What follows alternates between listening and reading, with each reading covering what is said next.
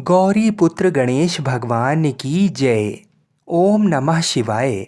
बोलिए श्री शंकर पार्वती भगवान की जय। मित्रों, आज भाद्रपद मास के शुक्ल पक्ष की चतुर्थी तिथि है और इस दिन को भगवान श्री गणेश के जन्मदिन के रूप में मनाया जाता है। केवल आज के दिन ही चंद्रमा के दर्शन नहीं करने चाहिए। आज की चौथ को सबसे बड़ी चौथ माना जाता है। आज के दिन चौथ माता की कथा, चंद्रमा को देख लेने से जो कलंक लगता है उस कलंक को दूर करने की कथा और गणेश भगवान की कथा को सुनने से समस्त पाप और संकट कट जाते हैं तथा मनोकामनाओं की पूर्ति होती है। तो आज मैं आपको सुना रहा हूँ बड़ी ही दुर्लभ गणेश जी की कथाएं। तो इन कथाओं को बड़ी ही श्रद्धा और प्रसन्नचित मन से पूरा अवश्य सुनिएगा। एक नगर में एक बूढ़ी माँ रहती थी। वह अपने बेटे की सलामती के लिए 12 महीनों की चौथ का व्रत करती थी। हर चौथ को पंसारी से थोड़ा सा गुड़ और घी लाकर 4 लड्डू बनाती, एक बेटे को देती, एक से पूजा करती, एक हथकार के लिए निकालती और एक चांद उगने पर खुद खा लेती थी। एक बार उसका बेटा ताई से मिलने गया। ताई ने वैसाखी चौथ का व्रत रखा था। ताई से पूछा, माँ तो 12 चौथ रखती है? ताई बोली, तेरी माँ तेरी कमाई से तरमाल खाने के लिए 12 चौथ रखती है।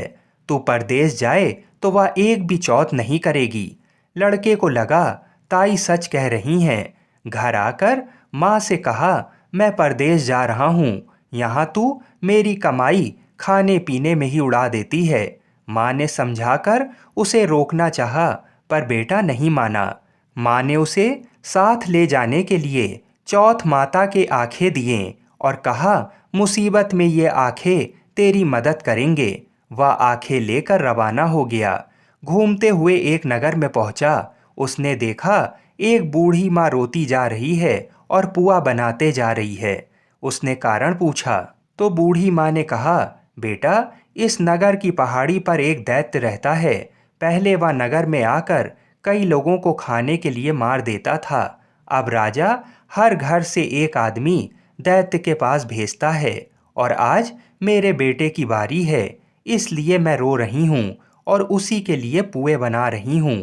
वह बोला, तू पुए मुझे खिला दे, तेरे बेटे की जगह मैं चला जाता हूँ। बूढ़ी माँ ने खीर पुए उसे खिला दिए। खा पी कर वह सो गया। रात को राजा के सैनिक आए तो बूढ़ी माँ ने उसे भेज दिया। दैत्य के सामने पहुंचने पर उसने चौथ माता के आंखें दैत्य की तरफ फेंक कर कहा, हे चौथ माता, यदि मेरी माँ मेरी सलामती के लिए व्रत करती है तो दैत्य का सिर कटकर गिर जाए। फिर तुरंत दैत्य का सिर कट गया। लड़का वापस आ गया। राजा ने उसे उपहार देकर विदा किया। चलते चलते वह एक दूसरे राजा के नगर में पहुंचा।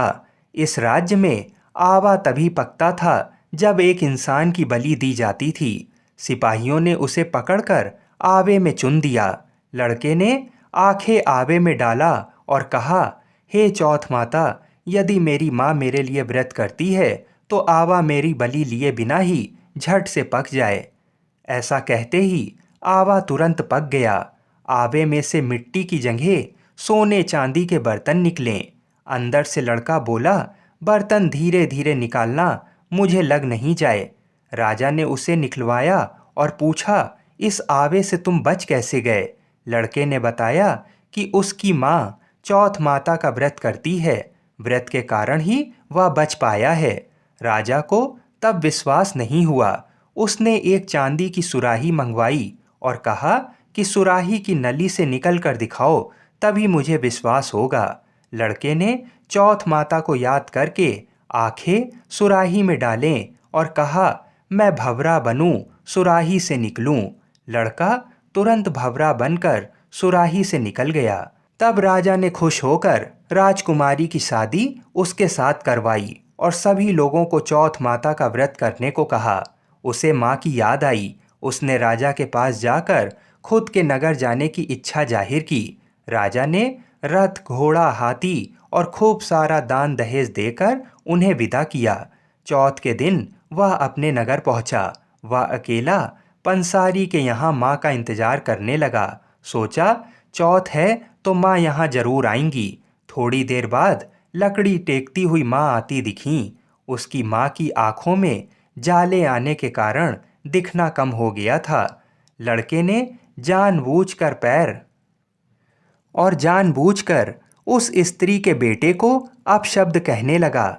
माँ ने उसे नहीं पहचाना और कहने लगी, भैया मुझे चाहे कितनी गाली दे दो पर मेरे बेटे को कुछ मत कहना। ये सुनते ही बेटा माँ के चरणों में गिर पड़ा। कहा, माँ मैं तेरा ही बेटा हूँ, मुझे माफ़ कर दो। तब माँ ने उसे गले लगा लिया। नगर के लोगों ने विश्वास नहीं किया कि वह उसी का बेटा है। बूढ़ी माँ ने चौथ माता को याद करके कहा, हे चौथ माता, यदि मैं अपने बेटे के लिए व्रत करती हूँ तो मेरे स्तन में दूध भर जाए और उसकी धार मेरे बेटे के मुख में गिरे। माँ के स्तनों से दूध की धार निकलकर बेटे के मुंह में गिरने लगी। लोग चौथ माता की जय जयकार करने लगे। उस नगर के सभी लोग चौथ माता का व्रत करने लगे। हे चौथ माता, जैसा बूढ़ी माँ और उसके बेटे की सहायता की वैसे हमारी भी करना। कहानी कहने, सुनने और हुंकारा भरने वालों पर अपनी कृपा करना। बोलिए चौथ माता की जय। आइए अब गौरी पुत्र गणेश भगवान जी की बहुत ही सुंदर कथा सुनते हैं। एक बार गणेश जी एक लड़के का वेश धरकर नगर में घूमने निकले। उन्होंने अपने साथ में चुटकी भर चावल और चुल्लू भर दूध ले लिया। नगर में घूमते हुए जो भी मिलता उसे खीर बनाने का आग्रह करते थे। बोलते, माई खीर बना दे। लोग सुनकर हंसते। बहुत समय तक घूमते रहे मगर कोई भी खीर बनाने को तैयार नहीं हुआ। किसी ने ये भी समझाया कि इतने से सामान से खीर नहीं बन सकती, पर गणेश जी को तो खीर बनवानी ही थी। अंत में एक गरीब बूढ़ी माँ ने उन्हें कहा, बेटा चल, मेरे साथ चल, मैं तुझे खीर बनाकर खिलाऊंगी। गणेश जी उसके साथ चले गए। बूढ़ी अम्मा ने उनसे चावल और दूध लेकर एक बर्तन में उबालने के लिए चढ़ा दिए। दूध में ऐसा उफान आया कि बर्तन छोटा पड़ने लगा। बूढ़ी अम्मा को बहुत ही आश्चर्य हुआ और कुछ समझ नहीं आ रहा था। अम्मा ने घर का सबसे बड़ा बर्तन रखा, वो भी पूरा भर गया। खीर बढ़ती ही जा रही थी, उसकी खुशबू भी चारों ओर फैल रही थी। खीर की मीठी मीठी खुशबू के कारण अम्मा की बहू के मुंह में पानी आ गया। टोरी में खीर निकाली और दरवाजे के पीछे बैठकर बोली, ले गणेश, तू भी खा, मैं भी खाऊं, और खीर खा ली। बूढ़ी अम्मा ने बाहर बैठे गणेश जी को आवाज लगाई, बेटा तेरी खीर तैयार है, आकर खा ले। तब गणेश जी बोले, अम्मा तेरी बहू ने भोग लगा दिया, मेरा पेट तो भर गया, खीर तू गांव वालों को खिला दे। बूढ़ी अम्मा ने गांव वालों को निमंत्रण देने गई। सब हंस रहे थे। अम्मा के पास तो खुद के खाने के लिए कुछ है नहीं, पता नहीं गांव को कैसे खिलाएगी। पर फिर भी सब आए। बूढ़ी अम्मा ने सबको पेट भर खीर खिलाई। ऐसी स्वादिष्ट खीर उन सभी ने आज तक नहीं खाई थी। सभी ने तृप्त होकर खीर खाई, लेकिन फिर भी खीर खत्म नहीं हुई, भंडारा भरा ही रहा। हे गणेश जी महाराज, जैसे खीर का भगोना भरा रहा, वैसे ही हमारे घर का भंडार भी सदा भरे रखना। बोलिए गणेश जी महाराज की जय। बोलिए श्री शंकर पार्वती भगवान की जय। आइए अब गणेश चतुर्थी की व्रत कथा को सुनते हैं। एक बार महादेव जी पार्वती जी सहित नर्मदा के तट पर गए। वहाँ एक सुंदर स्थान पर पार्वती जी ने महादेव जी के साथ चौपड़ खेलने की इच्छा व्यक्त की। तब शिव जी ने कहा, हमारी हार जीत का साक्षी कौन होगा। तब पार्वती जी ने तत्काल वहाँ की घास के तिनके बटोरकर एक पुतला बनाया और उसमें प्राण प्रतिष्ठा करके उससे कहा, बेटा हम चौपड़ खेलना चाहते हैं, किंतु यहाँ हार जीत का साक्षी कोई नहीं है, अतः खेल के अंत में तुम हमारी हार जीत के साक्षी होकर बताना कि हम में से कौन जीता और कौन हारा। खेल आरंभ हुआ। दैव योग से तीनों बार पार्वती जी ही जीतीं। अब अंत में बालक से हार जीत का निर्णय कराया गया तो उसने महादेव जी को विजय बताया। परिणाम के स्वरूप पार्वती जी ने क्रुद्ध होकर उसे एक पांव से लंगड़ा होने और वहां के कीचड़ में पड़ा रहकर दुख भोगने का श्राप दे दिया। बालक ने विनम्रता पूर्वक कहा, माँ, मुझसे अज्ञानवश ऐसा हो गया है। मैंने किसी कुटिलता या द्वेष के कारण ऐसा नहीं किया है। मुझे क्षमा करें तथा श्राप से मुक्ति का उपाय बताएं। तब ममता रूपी माँ को उस पर दया आ गई और वो बोली, यहाँ नाग कन्याएं गणेश पूजन करने आएंगी। उनके उपदेश से तुम गणेश व्रत करके मुझे प्राप्त करोगे। इतना कहकर वे कैलाश पर्वत पर चली गईं। एक वर्ष बाद वहां सावन में नाग कन्याएं गणेश पूजन के लिए आईं। नाग कन्याओं ने गणेश व्रत करके उस बालक को भी व्रत की विधि बताई। तत्पश्चात बालक ने 12 दिन तक श्री गणेश जी का व्रत किया। तब गणेश जी ने उसे दर्शन देकर कहा, मैं तुम्हारे व्रत से प्रसन्न हूँ, मनोवांछित वर मांगो। बालक बोला, भगवान, मेरे पाँव में इतनी शक्ति दे दो कि मैं कैलाश पर्वत पर अपने माता पिता के पास पहुँच सकूं और वे मुझ पर प्रसन्न हो जाएं। गणेश जी तथास्तु कहकर अंतर ध्यान हो गए। बालक भगवान शिव के चरणों में पहुंच गया। शिव जी ने उससे वहां तक पहुंचने के साधन के बारे में पूछा। तब बालक ने सारी कथा शिव जी को सुना दी। उधर उसी दिन से अप्रसन्न होकर पार्वती जी शिव जी से भी विमुख हो गई थीं। तदुपरांत भगवान शंकर ने भी बालक की तरह 21 दिन पर्यंत श्री गणेश जी का व्रत किया, जिसके प्रभाव से पार्वती जी के मन में स्वयं महादेव जी से मिलने की इच्छा जागृत हुई। वे शीघ्र ही कैलाश पर्वत पर आ पहुंचीं।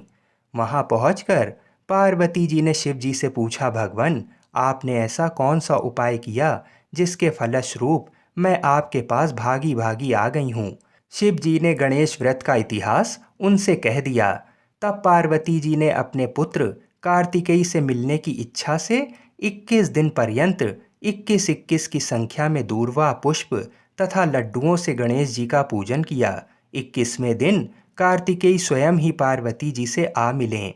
उन्होंने भी माँ के मुख से इस व्रत का महात्म्य सुनकर व्रत किया। कार्तिकेय जी ने यही व्रत विश्वामित्र जी को बताया। विश्वामित्र जी ने व्रत करके गणेश जी से जन्म से मुक्त होकर ब्रह्म ऋषि होने का वर मांगा।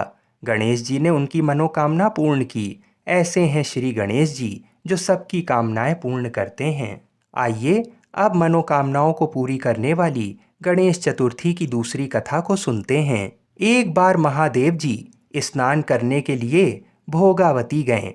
उनके जाने के पश्चात पार्वती जी ने अपने तन के मैल से एक पुतला बनाया और उसका नाम गणेश रखा। पार्वती ने उससे कहा, हे पुत्र, तुम एक मुग्दल लेकर द्वार पर बैठ जाओ। मैं भीतर जाकर स्नान कर रही हूँ। जब तक मैं स्नान ना कर लूँ तब तक तुम किसी भी पुरुष को भीतर मत आने देना। भोगावती में स्नान करने के बाद जब भगवान शिव जी आए तो गणेश जी ने उन्हें द्वार पर रोक लिया।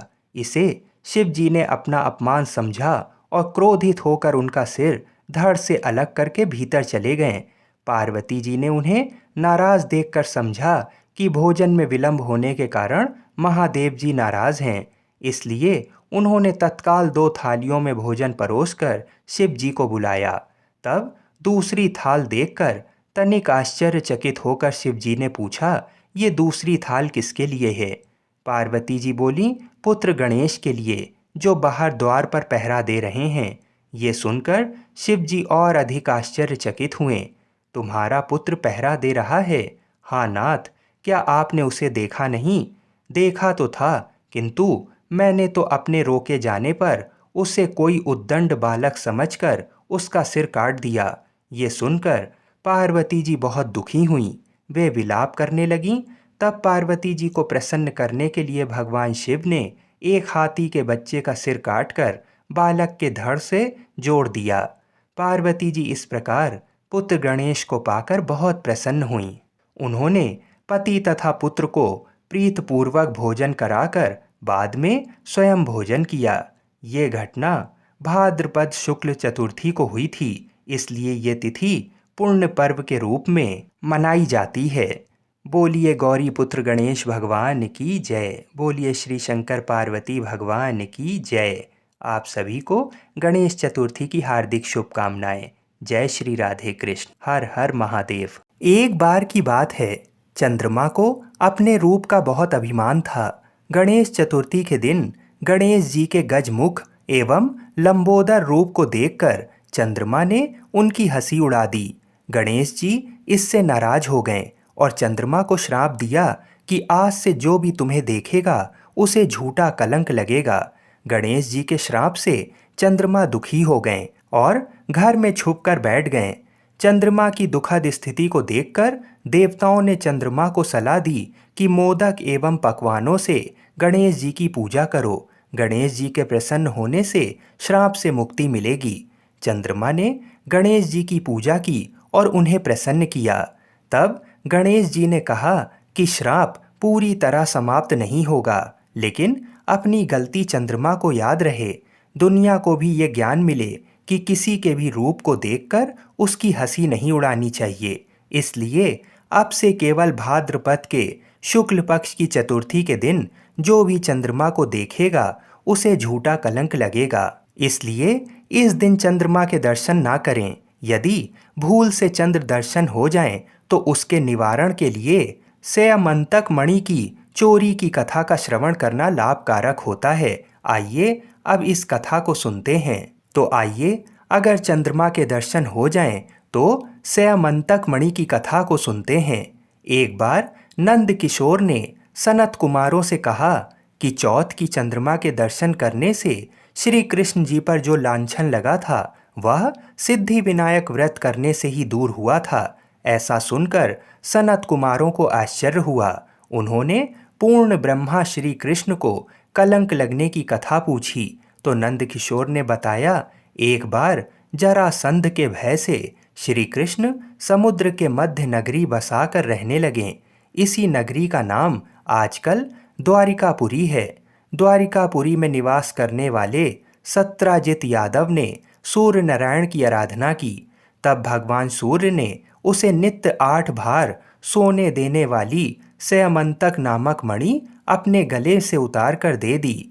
मणि पाकर सत्राजित यादव जब समाज में गया तो श्री कृष्ण ने उस मणि को प्राप्त करने की इच्छा व्यक्त की। सत्राजित ने वह मणि श्री कृष्ण जी को ना देकर अपने भाई प्रसेनजित को दे दी। एक दिन प्रसेनजित घोड़े पर चढ़कर शिकार के लिए गया। वहां एक शेर ने उसे मार डाला और मणि ले ली। रीछों का राजा जामवंत उस सिंह को मारकर मणि लेकर गुफा में चला गया। जब प्रसेनजित कई दिनों तक शिकार से ना लौटा तो सत्राजित को बड़ा दुख हुआ। उसने सोचा श्री कृष्ण जी ने ही मणि प्राप्त करने के लिए उसका वध कर दिया होगा। अतः बिना किसी प्रकार की जानकारी जुटाए उसने प्रचार कर दिया कि श्री कृष्ण ने प्रसेनजित को मारकर स्यमंतक मणि छीन ली है। इस लोक निंदा के निवारण के लिए श्री कृष्ण बहुत से लोगों के साथ प्रसेनजित को ढूंढने वन में गए। वहां पर प्रसेनजित को शेर द्वारा मार डालना और शेर को रीछ द्वारा मारने के चिन्ह उन्हें मिल गए। रीछ के पैरों की खोज करते करते वे जामवंत की गुफा पर पहुंचे और गुफा के भीतर चले गए। वहां उन्होंने देखा कि जामवंत की पुत्री उस मणि से खेल रही है। श्री कृष्ण को देखते ही जामवंत युद्ध के लिए तैयार हो गया। युद्ध छिड़ गया। गुफा के बाहर श्री कृष्ण के साथियों ने उनकी 7 दिन तक प्रतीक्षा की। फिर वे लोग उन्हें मर गया जानकर पश्चाताप करते हुए द्वारिकापुरी लौट गए। इधर 21 दिन तक लगातार युद्ध करने पर भी जामवंत श्री कृष्ण जी को पराजित ना कर सका। तब उसने सोचा, कहीं ये वह अवतार तो नहीं जिसके लिए मुझे रामचंद्र जी का वरदान मिला था। ये पुष्टि होने पर उसने अपनी कन्या का विवाह श्री कृष्ण के साथ कर दिया और मणि दहेज में दे दी। श्री कृष्ण जी जब मणि वापस लाएं तो सत्राजित अपने किए पर बहुत लज्जित हुआ। इस लज्जा से मुक्त होने के लिए उसने भी अपनी पुत्री का विवाह श्री कृष्ण जी के साथ कर दिया। कुछ समय के बाद श्री कृष्ण जी किसी काम से इंद्रप्रस्थ चले गए। तब अक्रूर तथा ऋतुवर्मा की राय से सतधनवा यादव ने सत्राजित को मारकर मणि अपने कब्जे में ले ली। सत्राजित की मौत का समाचार जब श्री कृष्ण जी को मिला तो वे तत्काल द्वारिका पहुंचे। वे सतधनवा को मारकर मणि छीनने को तैयार हो गए। इस कार्य में सहायता के लिए बलराम जी भी तैयार थे। ये जानकर सतधनवा ने मणि अक्रूर को दे दी और स्वयं भाग निकला। श्री कृष्ण ने उसका पीछा करके उसे मार तो डाला, पर मणि उन्हें नहीं मिल पाई। बलराम जी भी वहां पहुंचे। तब श्री कृष्ण जी ने उन्हें बताया कि मणि उनके पास नहीं है। बलराम जी को विश्वास न हुआ। वे अप्रसन्न होकर विदर्भ चले गए। श्री कृष्ण के द्वारिका लौटने पर लोगों ने उनका भारी अपमान किया। तत्काल ये समाचार फैल गया कि स्यमंतक मणि के लोभ में श्री कृष्ण ने अपने भाई को भी त्याग दिया है। श्री कृष्ण इस अकारण प्राप्त अपमान के शोक में डूबे थे कि सहसा वहां नारद जी आ गए। उन्होंने श्री कृष्ण जी को बताया, आपने भाद्रपद शुक्ल चतुर्थी के चंद्रमा का दर्शन किया था, इसी कारण आपको इस तरह लांछित होना पड़ा है। श्री कृष्ण जी ने पूछा, चौथ के चंद्रमा को ऐसा क्या हो गया जिसके कारण उसके दर्शन मात्र से मनुष्य कलंकित होता है? तब नारद जी बोले, एक बार ब्रह्मा जी ने चतुर्थी के दिन गणेश जी का व्रत किया था।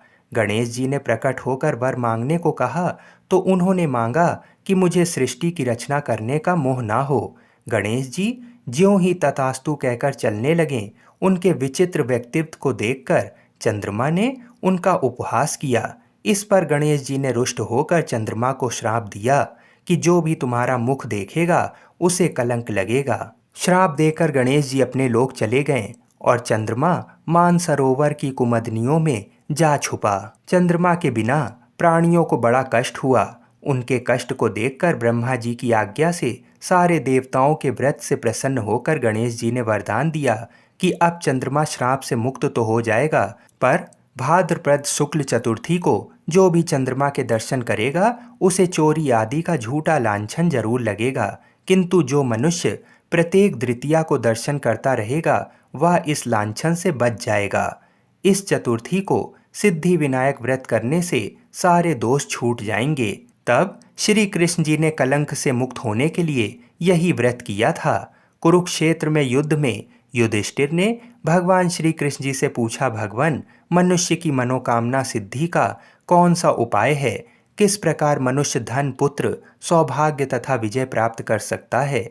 ये सुनकर श्री कृष्ण जी ने उत्तर दिया, यदि तुम पार्वती पुत्र श्री गणेश का विधि पूर्वक पूजन करो तो निश्चय ही तुम्हें सब कुछ प्राप्त हो जाएगा। तब श्री कृष्ण जी की आज्ञा से ही युधिष्ठिर जी ने गणेश चतुर्थी का व्रत करके महाभारत का युद्ध जीता था। बोलिए गौरी पुत्र गणेश भगवान की जय। बोलिए श्री राधा कृष्ण भगवान की जय। बोलिए श्री शंकर पार्वती भगवान की जय। हर हर महादेव। जय श्री राधे कृष्ण। आइए अब मनोकामनाओं को पूर्ण करने वाली भगवान शिव और माता पार्वती की बड़ी ही दुर्लभ कथा को सुनते हैं। इस कथा को सुनने से ही व्रत पूर्ण माना जाता है। भगवान श्री कार्तिकेय जी शिव पार्वती जी के पुत्र हैं तथा सदैव बालक रूप ही रहते हैं, परंतु उनके इस बालक स्वरूप का भी एक रहस्य है। एक बार शंकर भगवान ने पार्वती जी के साथ जुआ खेलने की अभिलाषा प्रकट की। खेल में भगवान शंकर जी अपना सब कुछ हार गए। हारने के बाद भोलेनाथ जी अपनी लीला को रचते हुए पत्तों के वस्त्र पहनकर गंगा के तट पर चले गए। कार्तिकेय जी को जब सारी बात पता चली तो वह माता पार्वती से समस्त वस्तुएं वापस लेने के लिए आए। इस बार खेल में पार्वती जी हार गईं तथा कार्तिकेय जी शंकर जी का सारा सामान लेकर वापस चले गए। अब इधर पार्वती जी भी चिंतित हो गईं कि सारा सामान भी गया तथा पति भी दूर हो गए। पार्वती जी ने अपनी व्यथा अपने प्रिय पुत्र गणेश जी को बताई तो मात्र भक्त गणेश जी स्वयं जुआ खेलने शंकर भगवान जी के पास पहुंचे।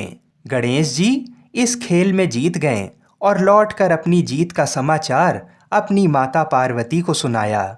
इस पर पार्वती जी बोलीं कि उन्हें अपने पिता को साथ लेकर आना चाहिए था। गणेश जी फिर भोलेनाथ जी की खोज करने निकल पड़े। भोलेनाथ जी से उनकी भेंट हरिद्वार में हुई। उस समय भोलेनाथ भगवान विष्णु जी व कार्तिकेय जी के साथ भ्रमण कर रहे थे। पार्वती जी से नाराज भोलेनाथ ने लौटने से मना कर दिया। भोलेनाथ जी के भक्त रावण ने गणेश जी के वाहन मूसक को बिल्ली का रूप धारण करके डरा दिया। मूसक गणेश जी को छोड़कर भाग गए। इधर भगवान विष्णु ने भोलेनाथ की इच्छा से पासा का रूप धारण कर लिया था। गणेश जी ने माता के उदास होने की बात भोलेनाथ जी को कह सुनाई। इस पर भोलेनाथ बोले कि हमने नया पासा बनवाया है। अगर तुम्हारी माता पुनः खेल खेलने को सहमत हों तो मैं वापस चल सकता हूँ। श्री गणेश जी के आश्वासन पर भोलेनाथ जी वापस पार्वती जी के पास पहुँचे तथा खेल खेलने को कहा। इस पर पार्वती जी हंस पड़ीं और बोली, अभी आपके पास क्या चीज़ है जिससे खेल खेला जाए। ये सुनकर भोलेनाथ जी चुप हो गए। इस पर नारद जी ने अपनी वीणा आदि सामग्री उन्हें दी। इस खेल में श्री भोलेनाथ जी हर बार जीतने लगे। एक दो पासे फेंकने के बाद गणेश जी समझ गए तथा उन्होंने भगवान विष्णु के पासा रूप धारण करने का रहस्य माता पार्वती जी को बता दिया। सारी बात सुनकर पार्वती जी को क्रोध आ गया। रावण ने माता को समझाने का प्रयास किया पर उनका क्रोध शांत नहीं हुआ तथा क्रोधवश उन्होंने भोलेनाथ जी को श्राप दे दिया कि गंगा की धारा का बोझ उनके सर पर रहेगा। नारद जी को कभी एक स्थान पर ना टिकने का अभिशाप मिला।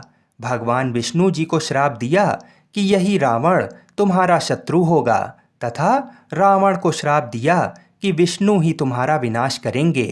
कार्तिकेय जी को भी माता पार्वती जी ने कभी जवान ना होने का श्राप दिया।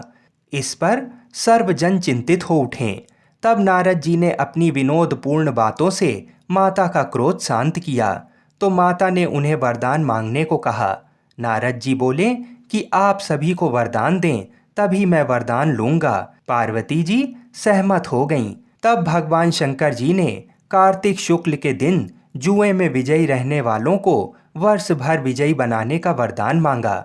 भगवान विष्णु जी ने अपने प्रत्येक छोटे बड़े कार्य में सफलता का वर मांगा, परंतु कार्तिकेय जी ने सदा बालक रहने का ही वर मांगा तथा कहा, मुझे विषय वासना का संसर्ग ना हो तथा सदा भगवत स्मरण में लीन रहूं। अंत में नारद जी ने देवर्षि होने का वरदान मांगा।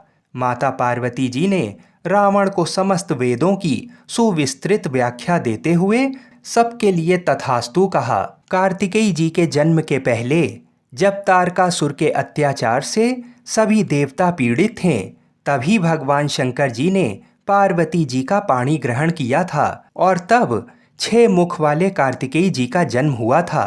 उन्होंने ही तारकासुर का वध किया था। बोलिए शंकर पार्वती भगवान की जय। आइए अब मनोकामनाओं को पूरी करने वाली दूसरी व्रत कथा को सुनते हैं। बहुत प्राचीन काल की बात है।